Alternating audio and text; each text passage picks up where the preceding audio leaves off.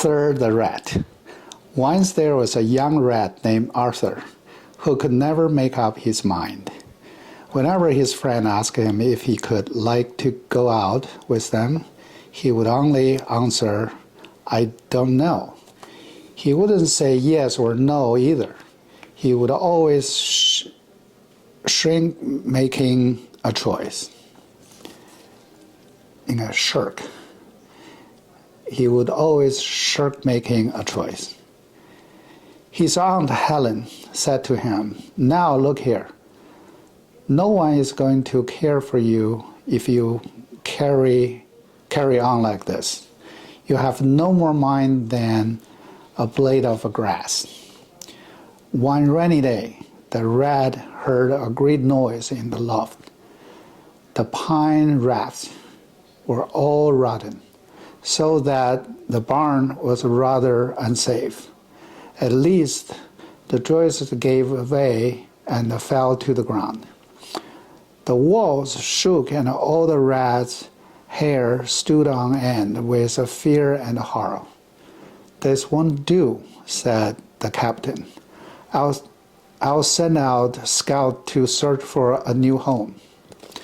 Within 5 hours, the 10th scout came back and said, "We found a stone house where there is a room and board for us all. There is a kindly horse named Nellie, a calf, and a garden with an elm tree." The rats crawled out of their little house and stood on the floor in a long line. Just then the old one saw Arthur. "Stop," he ordered coarsely. "You are coming." "Of course." "I'm not certain," said Arthur, undaunted. "The roof may not come down yet." "Well," said angry old rat, "we can't wait for you to join us right about face. March." Arthur stood and watched them hurry away.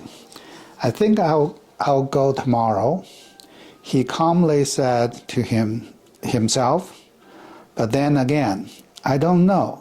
It's so nice and snug here." That night there was a big crash. In the morning, some men with some boys and girls rode up and looked at the barn. One of them moved a board, and he saw a young rat, quite dead, half in and half out of his hole. Thus, the shirker got his due. Kit. The quick little kitten think it bit pretty big fish. Dress. Many of Fred's friends slept in tents and then get drenched by the treacherous weather. Trap. The howling black cat dashes at any man and likes to land on the plate carriage. Lot. The honest swan stops and acknowledges the fox dodging in the bothered wasp. Strut. Mother loves butter that comes from the southern countryside. Food. The butcher should put pudding in the wooden nook to cook. Bath.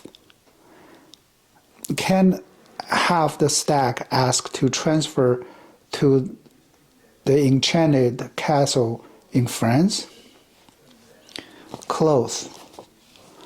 Lawrence often offers Rose a Florida orange and a horribly strong, frothy Boston coffee. Nurse. The early bird preferred the earthy worm. Fleas. These unique machines teach people to speak and reason. Face. The raven waits until late day for the great wave to break. Palm. Father and Ma said to calm the facade in the Nevada Plaza. Thought. The small walrus caught the hawk in the salty water. Goat.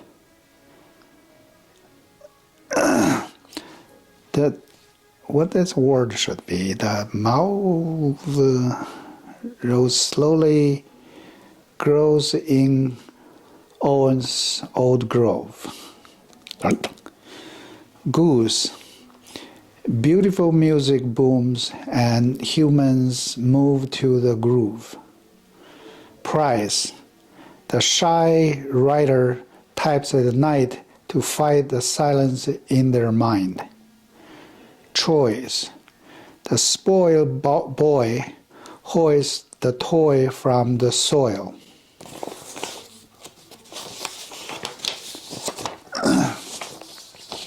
Mouth. Mountain of flowers crowd the ground about the house. Near. Nurse's fear seriously interferes with her ideal career. Square. Beware of scarce fares. Rare Mars and scary bears. Start. The Sahara party marvels at a far star on the safari. North. Laura's warm aura reforms throws a horse for the important war. Fourth. The adorable boar snores hoarsely and notoriously bores imported pork. Cure. The tourist endures rural tours of Europe and Prussia's bourbon and gourd. Happy. The coffee, salami, spaghetti, and the macaroni are ready. Letter. Sugar covers the tiger's whisker. Comma. Bertha's and Cinderella's sage is a drama. Major players are Richard, Weber, and Harry are running around treacherous river. L. Linda and Allie pull belly muscles, laughing laboriously. And G. The singing orangutan swings on the ring and dings the awning. TH. The thespians gather and breathe 3 authentic breaths together. H. Harry and Hilary happily harvest heaps of herbs behind the beehive. YOD. The cute, dutiful blue cuckoo resumes cooking suitable tunes enthusiastically. W. Will and Jew whistles when the wind blows between the whimsical weeping willows. ING. Miss Fanning is walking and hiking in Wyoming. S. Susie lives in her sister's house on easy street with her Siamese cat and Siberian husky dogs. How do you define your race and ethnicity? I'm Asian, and specifically I'm Chinese. I was born in China in Heilongjiang province. I had my Master of Fine Arts from Boston University. I'm a set designer, and I have been scenic painter. Okay. Now I retired, I'm a pure fine artist. My parents, they are all artists. My father is a musician. He's saxophonist and almost reached to 90 years old, still playing. My mother, she passed away a few years ago. She was a dancer. In my earlier life, I lived in Beijing, China, until the year 1986. I graduated from my college and worked at the same college for 5 years, and then came to US. That was 86. So from then to now, I've been living in United States.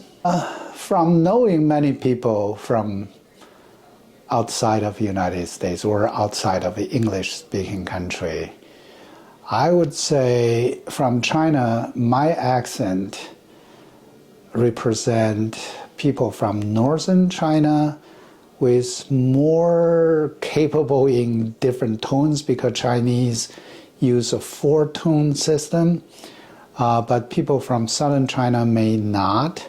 So I can only say my accent represent northern Chinese people speaking English.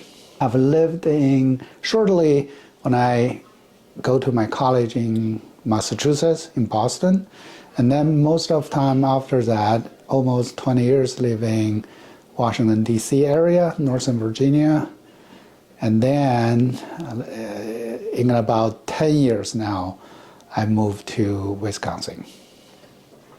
So my opinion, I live in I should say, a great period of time when this country, when China, when the whole world come into a new point.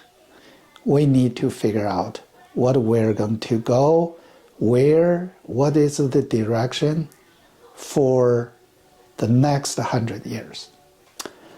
Fine art, I would say,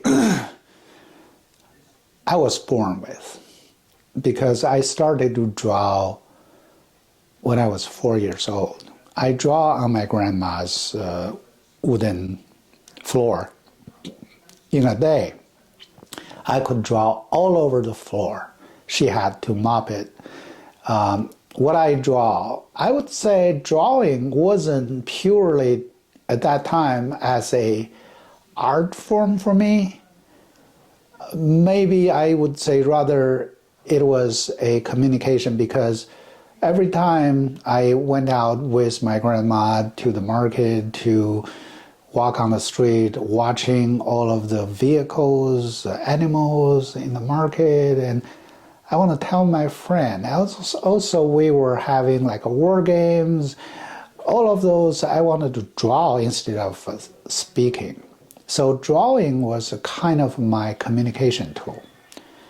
So this has been there inside of me until I went to my college, and I was highly professionally trained. I had a very intense, rigorous training in fine art, all kinds, like drawing, painting, subject like still life, nude, landscape, all of that.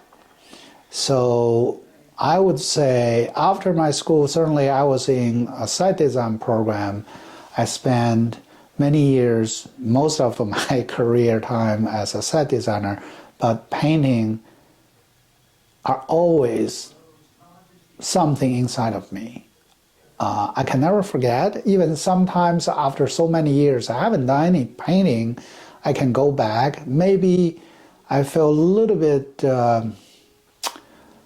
stiff, but very quickly I can go back. I feel like my skill always there. I can call them back at any time. So still, any piece of my painting now, even just a still life, I want to put some meaning because I've been set designer. I want to do storytelling. So a simple still life setting will have some story there. That's what I feel as a painter. This is my life.